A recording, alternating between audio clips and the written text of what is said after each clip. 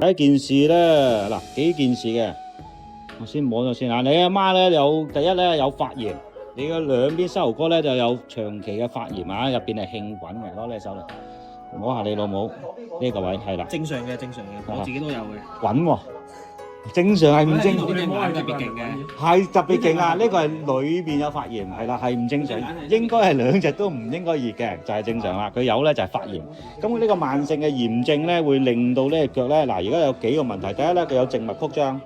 靜脈曲張咧就好有發絲樣啦，有紅串。你嗰個靜脈曲張比較嚴重，係啦，因為佢嗰個嚴重啲定我呢隻嚴重啲咧？你阿媽老啦，佢嗰隻係你阿媽老佢頂唔到，你後生仔你捱多20年都未瓜，你阿媽就瓜。咁我話咁係咯，我真係照直咁講啊！你咁我冇需要忍咯。咁因為腳咧，因為你阿媽老啊，同埋佢運動少，你唔同啊嘛，你運動多嘛，佢老咗咧個身體嘅退化，嗰啲血管咧個彈性好差，加上血供唔得，咁佢就會出現咗。而家腳係歪嘅喎，因為呢個位塞咗歪鬼埋啊！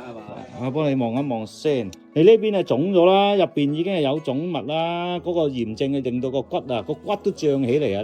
呢個都係幾棘手嘅。嚴重啊？對我嚟講唔嚴重。